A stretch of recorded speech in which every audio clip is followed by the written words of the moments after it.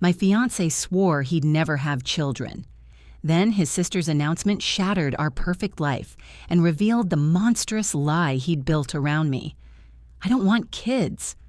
Those were the 4 words that defined my 5-year relationship with Liam. He said them on our 3rd date, his handsome face serious, his blue eyes holding mine with an intensity that told me this wasn't a negotiation. It was a statement of fact, a fundamental law of his universe.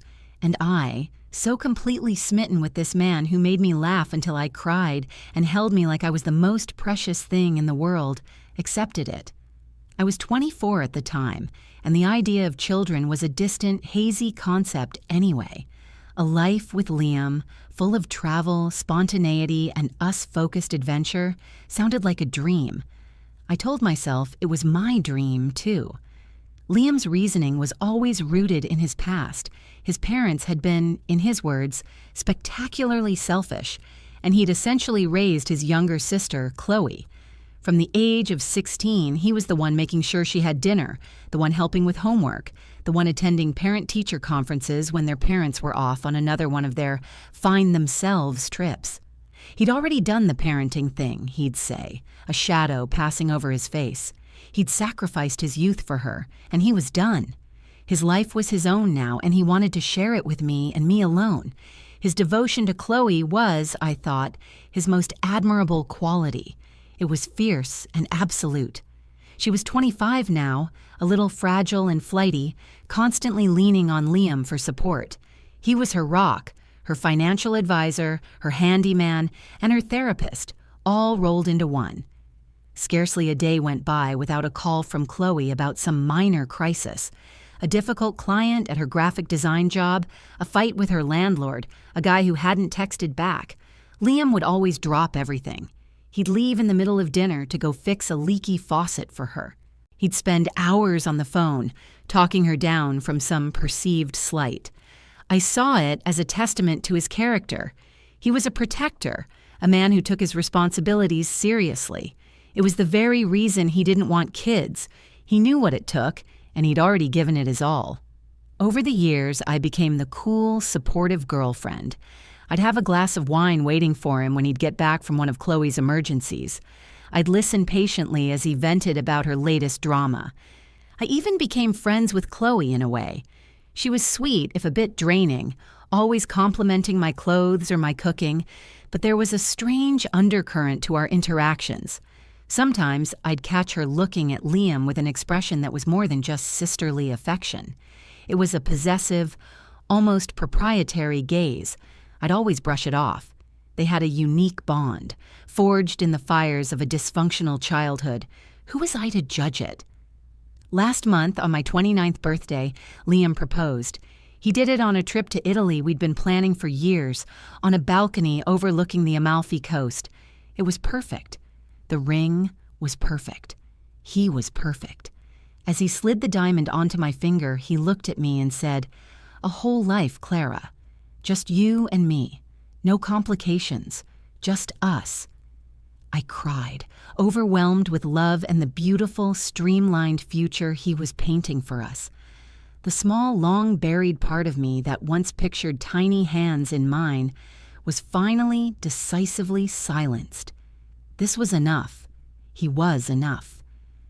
We decided to announce our engagement at a small dinner party at our apartment. Just our closest friends, and of course, Chloe. The evening was going perfectly.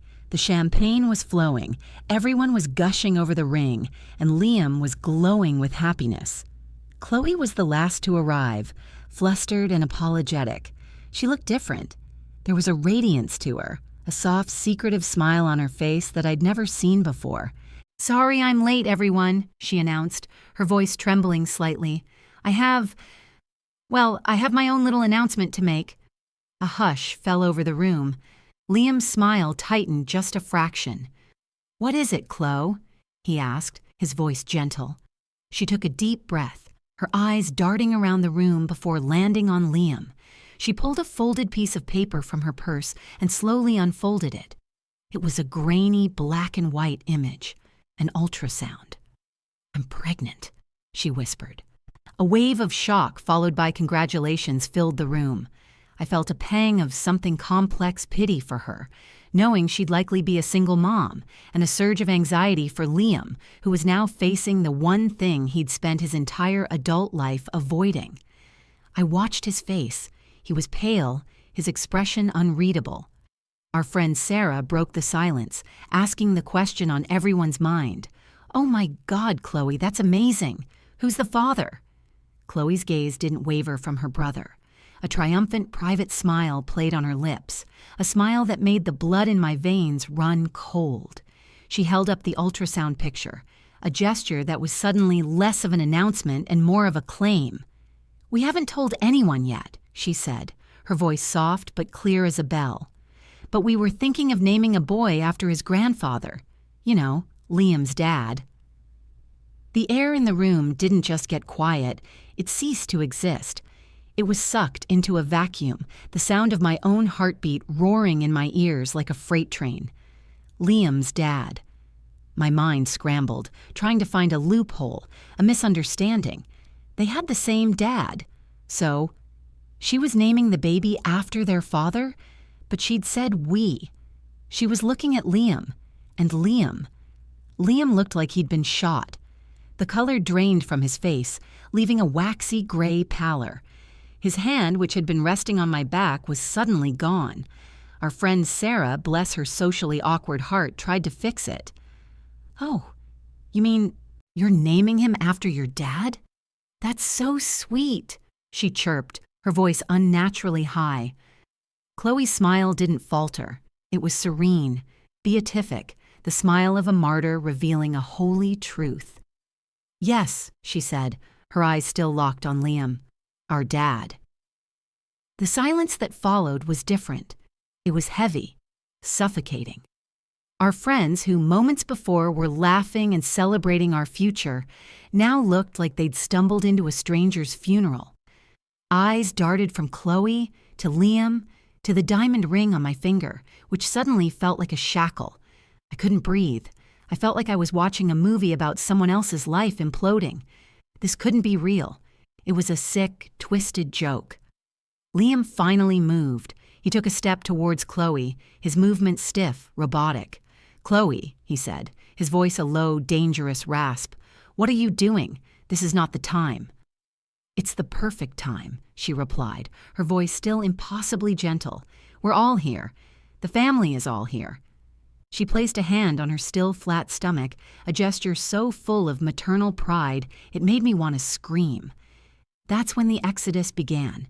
Excuses tumbled out, a cascade of forgotten appointments and early mornings.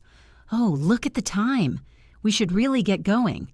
Congratulations again, you two. And you, Chloe." Each departing friend was a nail in the coffin of my perfect evening, of my perfect life. They couldn't get out of our apartment fast enough, leaving behind half-eaten slices of cake and the stench of an unspeakable secret. Soon it was just the three of us in the wreckage of our engagement party. Liam stood frozen in the center of the room. Chloe was calmly gathering her purse. I was still on the couch, my champagne flute still in my hand, the bubbles long dead. "You need to leave," Liam said to her, his voice shaking with a rage he was barely containing. "Okay, Bubba," she said, using that childhood nickname that always made my teeth ache. "Don't be mad. I'll see you tomorrow." She walked towards the door, pausing to look at me. There was no malice in her eyes, only a strange, deep pity. "He loves you, you know," she said to me, as if offering a consolation prize. "Just not in the way he loves me." Then she was gone. The click of the front door closing was the loudest sound I had ever heard. Liam finally turned to me, his face a mask of desperation. "Clara, baby, look at me." I couldn't. I just stared at the wall, at a framed photo of us in Paris, smiling, oblivious.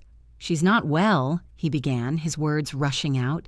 "You know she's not. She's always been obsessed with me. It's because of our childhood. I was all she had. She's confused. She's latched onto me. The baby.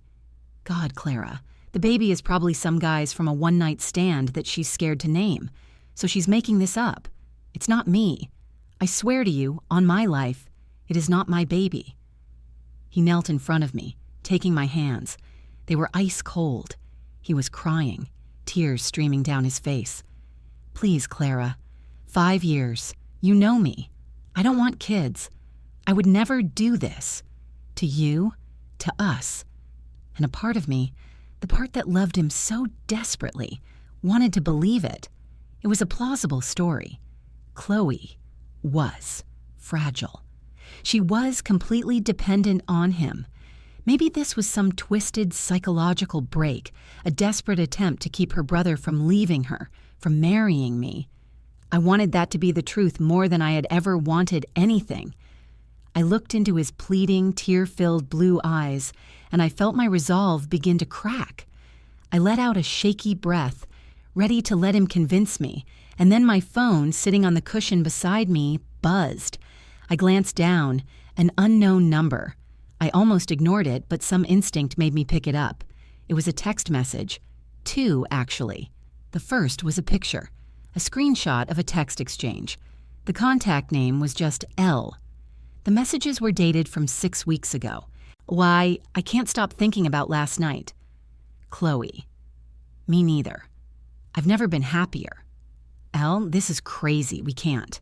Chloe. It's not crazy if it's us. My heart stopped. I couldn't process. Liam was still talking, still pleading his case, oblivious. My thumb trembled as I swiped to the second message. It wasn't a picture. It was just a few lines of text from that same unknown number.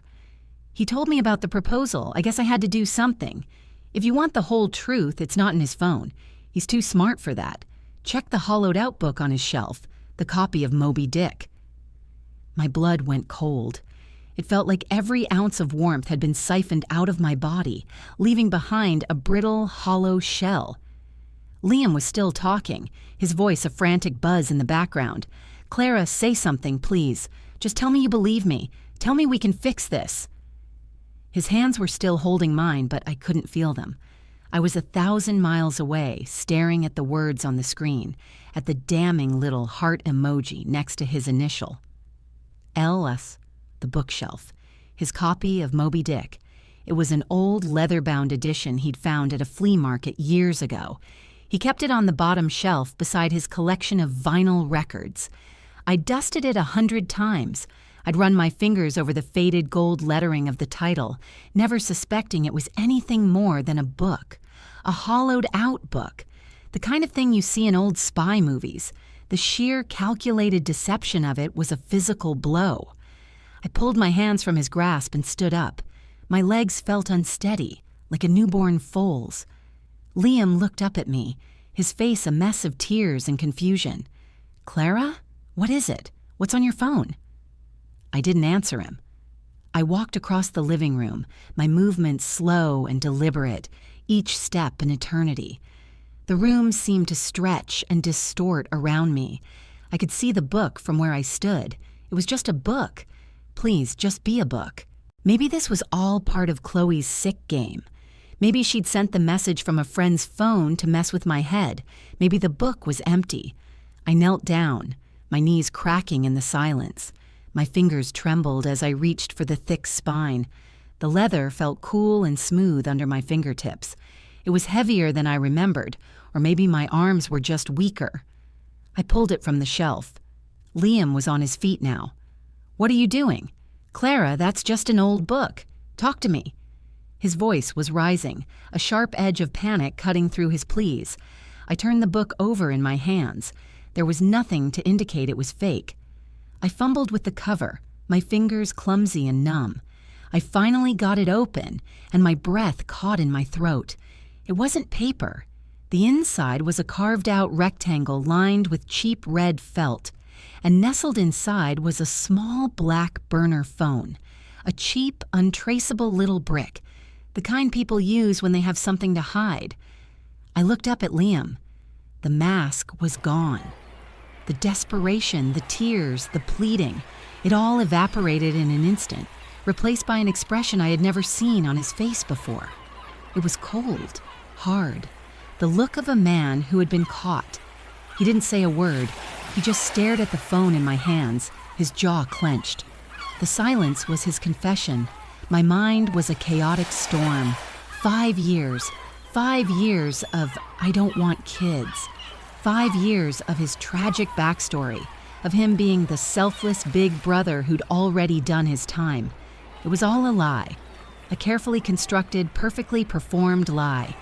He wasn't a man who sacrificed his youth for his sister. He was a predator, and I had not just been his girlfriend, I had been his cover story, his alibi. The normal, respectable life he presented to the world while he was living out some twisted, forbidden psychodrama behind my back.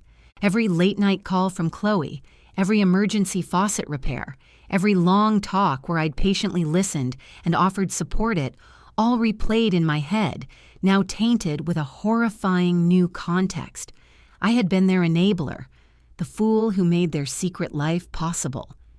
I stood up, the book and the phone still in my hands. "You told me you didn't want kids," I whispered, my voice sounding raw and alien to my own ears. He finally spoke, his voice low and toneless. "I don't." "But you're having one with your sister," I said, the words tasting like poison. A muscle twitched in his cheek. "That's different. It's complicated." Complicated? I let out a sound that was half laugh, half sob. "You think that's the word for this?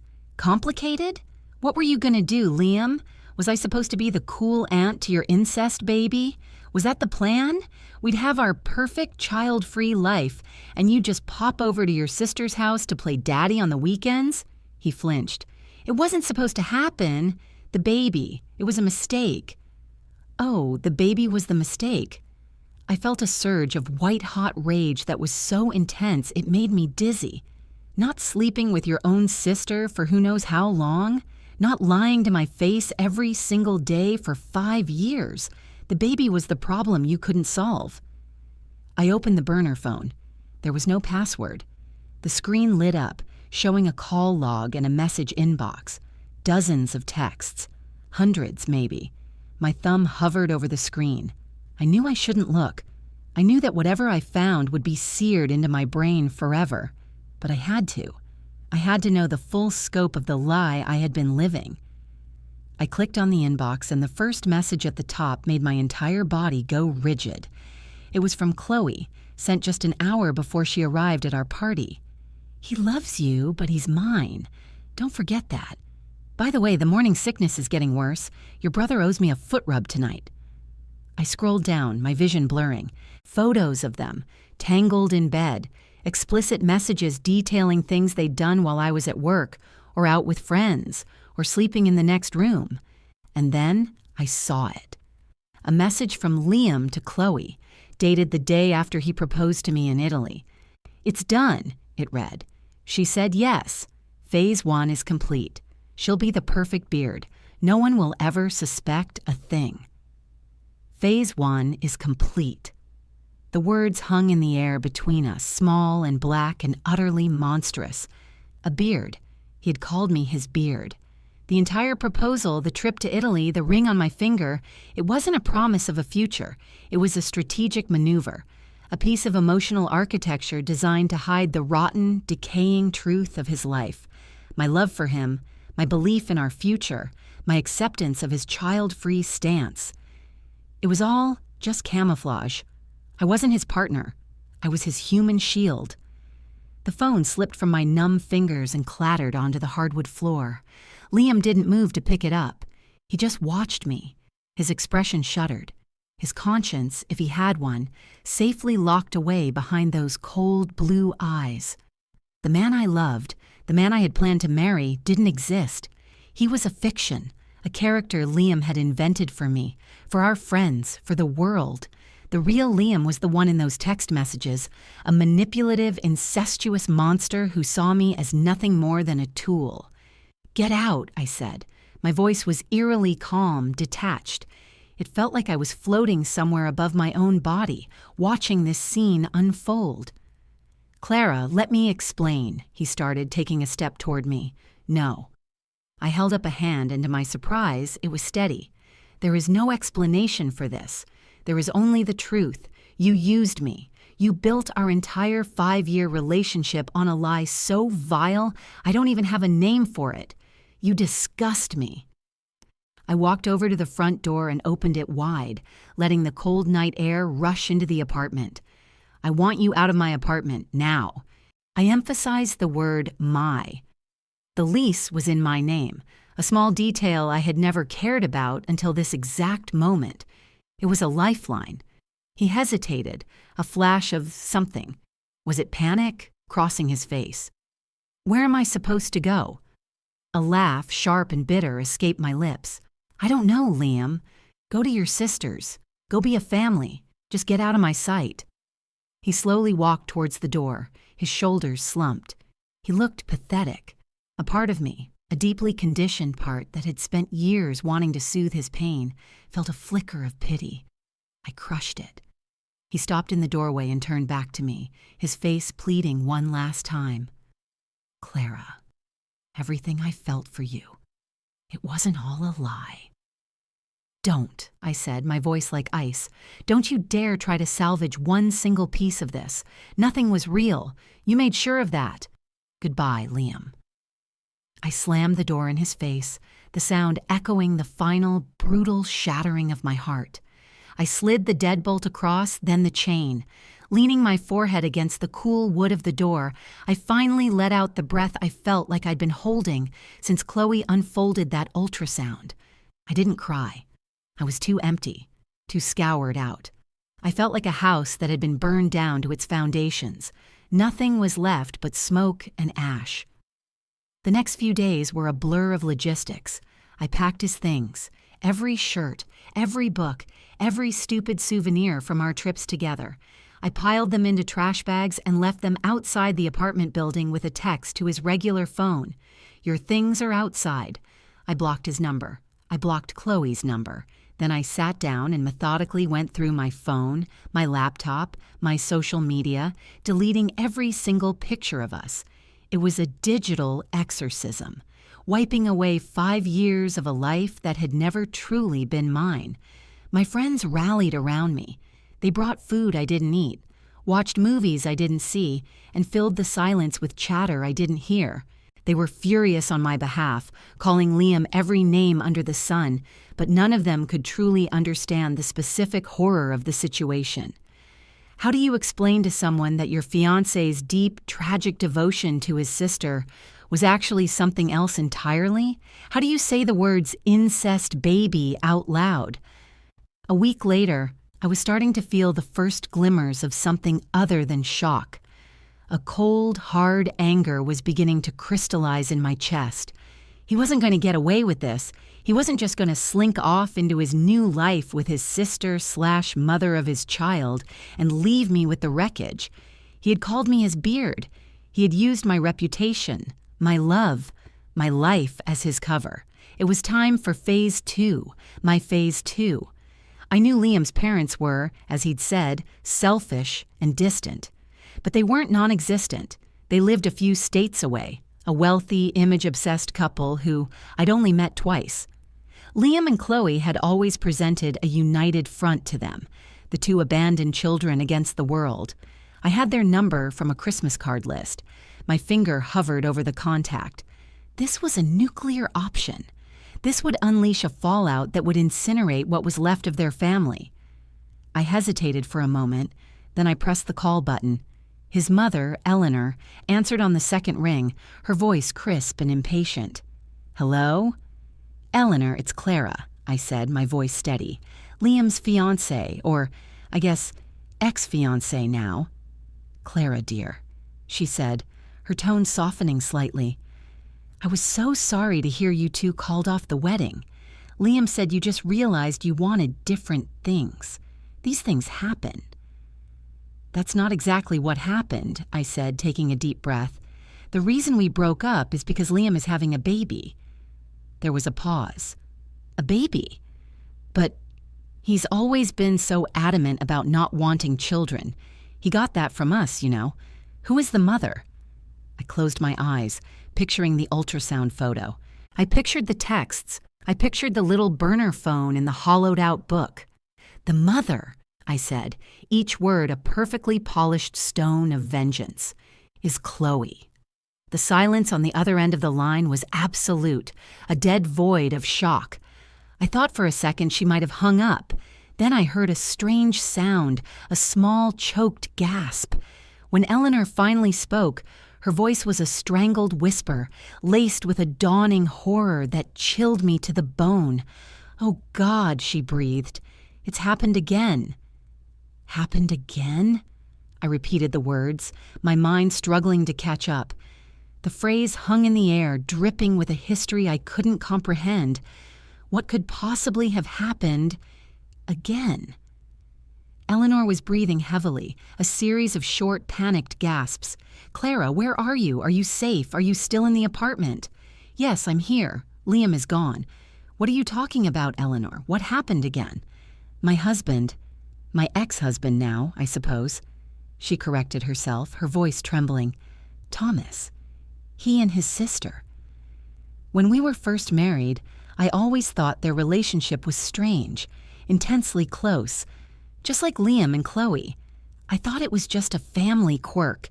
Then, about 10 years into our marriage, I found letters that made it clear they had been involved for years, before me, during me. It explained so much, why she never married, why he always had to be near her. I sank down onto my couch, the phone pressed hard against my ear. My entire reality was tilting on its axis. Liam's story about his selfish parents, his sacrificed youth. It wasn't a lie, not entirely. It was a twisted, funhouse mirror version of a much darker truth. He hadn't been protecting Chloe from their parents' neglect. He'd been reenacting their legacy. It wasn't just a secret.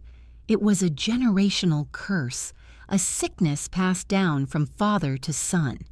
"Liam knows," Eleanor whispered, her voice cracking. "He found out when he was 15. He walked in on them. Thomas made him swear to never tell me, to protect the family. He told Liam it was their secret to bear. That's when Liam took over raising Chloe. He wasn't protecting her from us, Clara. He was trying to protect her from himself. From what he knew he was capable of. He was trying to break the cycle. But he hadn't broken it. He had succumbed to it. The weight of that secret, the poison of that knowledge had warped him, turning him into the very thing he supposedly despised.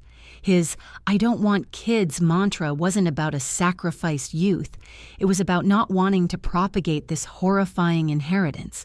And yet, here he was. "I'm so sorry, Clara," Eleanor sobbed. "I left. I couldn't stay, but I never told anyone the real reason. I was ashamed. I let my children stay in that house with that knowledge. This is my fault." After we hung up, I sat in the silent apartment for a long time. The anger I'd felt was gone, replaced by a profound, cavernous pity. Not for Liam. What he did to me was still unforgivable. But for the broken children they both were, trapped in a pattern they didn't create, but couldn't escape. My plan for vengeance suddenly felt petty and small. Exposing them wouldn't fix anything. It would just create a bigger, uglier spectacle. My resolution couldn't be about destroying them. It had to be about saving myself. The next morning, I made a decision. I packed a suitcase, called my landlord to break my lease, and forwarded a screenshot of the Beard text message to Liam's main phone. I attached a single message of my own. "I know everything. About you, Chloe, and about your father. Don't ever contact me again. I am moving on. I suggest you find a way to do the same." It wasn't an act of forgiveness, but an act of severance. I was cutting the cord, cauterizing the wound. Their sickness was not my burden to carry. I moved to a new city, a place where no one knew my name or my story. I got a new job, made new friends, and slowly, piece by piece, I began to rebuild my life on a foundation of truth. My truth. For the first time in 5 years, I was living without the shadow of his carefully constructed lies. There were hard days, of course. Days when a song on the radio or a glimpse of a man with blue eyes would send a phantom pain through my chest. But with time, the ghosts began to fade. About a year later, my old friend Sarah called me. "You are not going to believe this," she said, her voice a mix of awe and disgust. "Chloe had the baby, a boy, and she posted the birth announcement on social media. She named him Thomas." Of course she did. The cycle, unbroken, turning once more. "And that's not all," Sarah continued. "Liam isn't with her. He's gone. No one knows where. Chloe's posts are all about being a proud, strong, single mom. Liam's parents got a nasty public divorce after his father's proclivities were somehow leaked to their entire social circle. Their family is radioactive." I felt a strange sense of closure. My call to Eleanor had set off a chain reaction, not of my design, but one that was perhaps inevitable. The secrets were out, at least where they mattered, and the rotten structure of their family had imploded under the weight of its own depravity. Liam, unable to face the fallout or the reality of what he'd become, had run. It was a coward's escape, but it was an escape nonetheless. He was gone from my life and from theirs. I hung up the phone and looked out my new window at a city that felt like mine. The sun was setting, painting the sky in brilliant strokes of orange and pink. I was 30 years old. I was alone, but I wasn't lonely. I was a survivor of a story so twisted it felt like fiction, but I was also the author of my next chapter, and for the first time in a very long time, I had absolutely no idea what was going to happen next. The uncertainty felt like freedom. It felt like hope.